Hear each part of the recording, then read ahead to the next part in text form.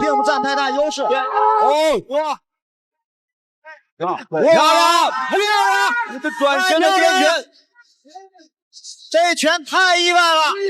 要我没有死，我会站在这个擂台上。谢谢。他是连世界第一都敢打的中国男人，就算赛前没有人支持他，胜算也不大，但他依然会登上擂台，誓死捍卫中国搏击的荣誉。把海盗战术运用到极致的他，最终大获全胜，打败了世界拳王克劳斯。视频开头被踹飞的那位泰国百胜泰拳王，依然是他招惹不起的大人物。顾辉天不怕地不怕，拼死抵抗，就算受伤严重，脑袋上被缠满了绷带，他不顾裁判的反对，毅然而然决定登上擂台，与之火拼到底。这个中国男人就是绰号酷刑者的顾辉，他对自己比对任何人都要狠，大不了命扔在擂台上，也要让那些来滑踢馆的外国冠军付出血的代价。遗憾输给波球的顾辉并没有气馁，而是继续站在擂台上捍卫中国擂台的和平。突然炸到的泰国百胜泰拳王菲尔泰斯却在赛前大声嘲讽：其实我非常喜欢在中国打比赛，因为中国人很好打，钱也很好赚，中国的姑娘也非常的漂亮。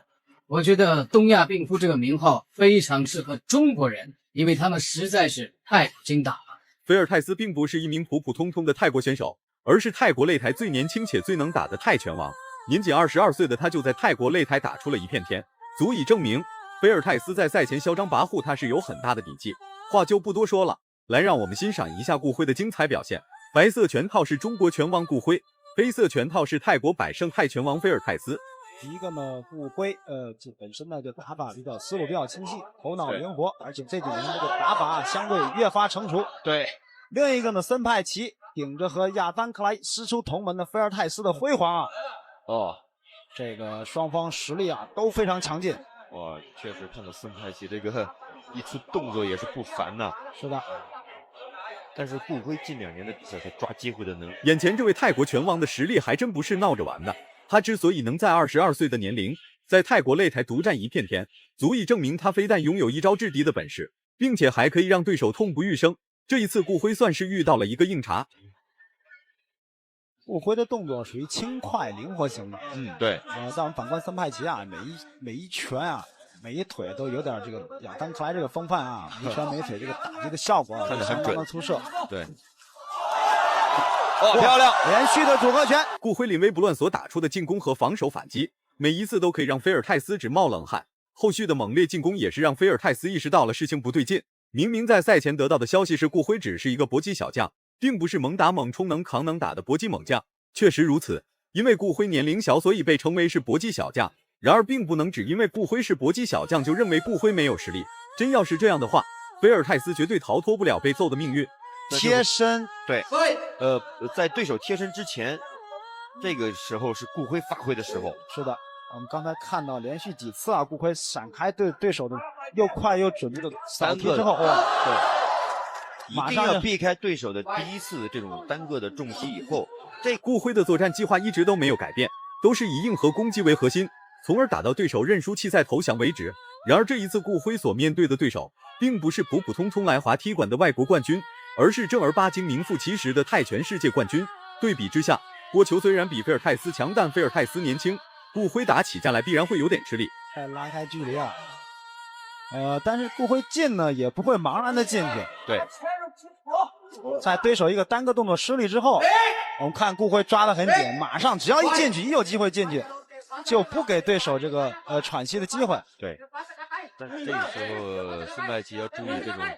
顾辉只要一压进来，他就做搂抱的这个动作。菲尔泰斯的出拳凝聚力很重，但凡顾辉稍有不慎，防守出现了漏洞，那么等待顾辉的就只会是晕死过去。顾辉实在是太猛了，在精准防守的同时，还能给予菲尔泰斯重创。这一次被击倒读秒，非但出乎了菲尔泰斯的意料，就连他的教练团队和顾辉本人都惊叹不已。没想到这一次转身边拳威慑力这么大。往了拳腿这个拼啊，我觉得顾辉啊并不占太大优势。对，哇，漂亮！好的，上来2拳就已经明显的击中了，要抓好机会打准啊！顾辉又一次的转身后摆，相同的位置，相同的角度啊，只不过这次森派奇做好了很好的准备。顾辉与菲尔泰斯的年龄几乎相差不大，他俩也算是同龄人。对比之下，菲尔泰斯在泰国擂台的威望和地位实在是太高了，根本就不像是一位年仅22岁的孩子应该拥有的。然而顾辉在中国擂台的地位同样很高，凭借敢打敢拼的作战风格，很快就得到了高层赏识和全迷粉丝的认可。占尽优势的情况下，森派七还是可以做出这种重击的有威胁的这个反击啊。对，泰国选手的风格就是这样，他不管遭受到多大的重击，最起码他在站着的时候是不允许自己出现任何的闪失。是的，这也是平时训练和比赛的一个条件反射的一种反应啊。对。对，漂亮，顾辉可以尝试。顾辉在近几年所迎战的对手，基本上都是各国的搏击高手和世界冠军，比如世界拳王克劳斯，还有波球。就算顾辉输了比赛，那他也可以从中获取大量的比赛经验，为后续的比赛战斗做准备。一个小小的泰国百胜泰拳王，就敢来滑踢馆耀武扬威，还不掂量菲尔泰斯他自己几斤几两。顾辉定会让菲尔泰斯尝到来自中国功夫的威力。森派七还是就是泰国选手那样的整个的传统性质。我只是把动作朝着该方位出去。在发挥上，他并没有顾辉这种灵光一现、让人眼前一亮的这种技战。刚刚这一套组合连续的击斧，然后再上下结合。是的，我看打到现在，这森泰七已经在连续遭受。尽管顾辉在此之前输给了波球一次，但他并没有因为这一次失利而丢失什么，只是输了比赛而已。毕竟波球的实力在这摆着呢，输了比赛也属于正常。然而菲尔泰斯在泰国擂台坐不住了，是要效仿波球在中国擂台挣得盆满钵满，结果顾辉却给他免费上了一课。顾辉在故技重施，做了一个假动作，森百七也是心里一紧呐。顾辉现在很有经验，慢慢把节奏放缓一点，因为前面几组连续的这种进攻对体能消耗也是很大的。而且顾辉对于整场比赛来说已经占了很明显的优势啊。对，很快啊！我们刚刚说顾辉把节奏放缓，就是很快的。顾辉就是典型的誓死不后退，大不了被菲尔泰斯打昏死过去，那他也不会因为菲尔泰斯的进攻攻势猛烈而选择后退。不得不说，菲尔泰斯这家伙确实有点实力，持续的拳脚进攻加上袭击进攻，确实给顾辉带来了麻烦和威胁，但这并不影响顾辉后续的发力和持续的战斗。顾辉非常的这个聪明啊，对，裁判稍微往回退啊，就是森派七还没有姿势没有调整过来。好，进入决胜局。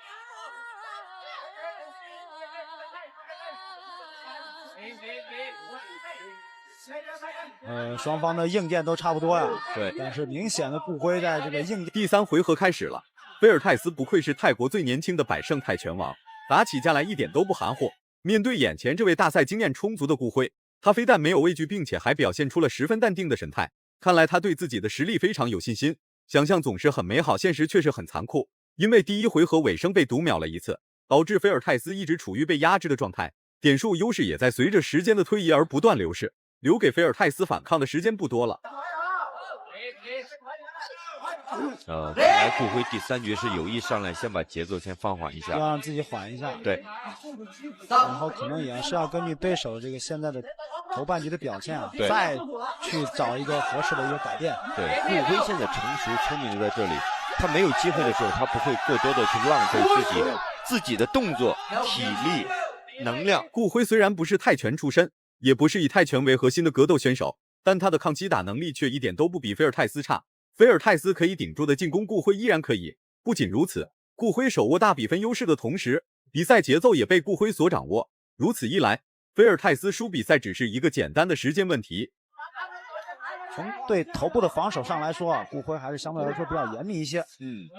森泰奇虽然这个进攻的速度、力量，包括这个杀伤力都有，但是打完拳之后，对于头部的防守，还是略微有一些差。对，漂亮！哇，这一腿接的神出鬼没，推开对手，马上就跟了个高扫腿。距离比赛结束还剩下70多秒的时间，菲尔泰斯依然是一副不服输的状态，大不了和顾辉缠抱在一起。那他也不喜欢让顾辉掌控比赛节奏，处处给菲尔泰斯施加压力。技不如人就是如此，人在屋檐下不得不低头。菲尔泰斯的实力并没有顾辉高超，搏击技术和战术的运用也在顾辉之下。要论打架，顾辉还真没服过任何人。这种条件反射，对，再加上对手很可能会给他造成压力，这种哇，顾辉很聪明啊，现在你不是想做这种搂抱吗？然后我就主动先贴进来。好，第3局比赛还剩最后的30秒钟。多次的缠抱已经让顾辉丧失了理智，为了能稳稳的拿下比赛胜利，顾辉并没有完全失去理智，做出什么不规范的动作，只是一味的进攻，试图用强烈的进攻彻底打服菲尔泰斯，让其深深切切的见识到中国力量的厉害。压力很大。而且你看顾辉每一次后手都是直接出的。对。最后的几秒钟。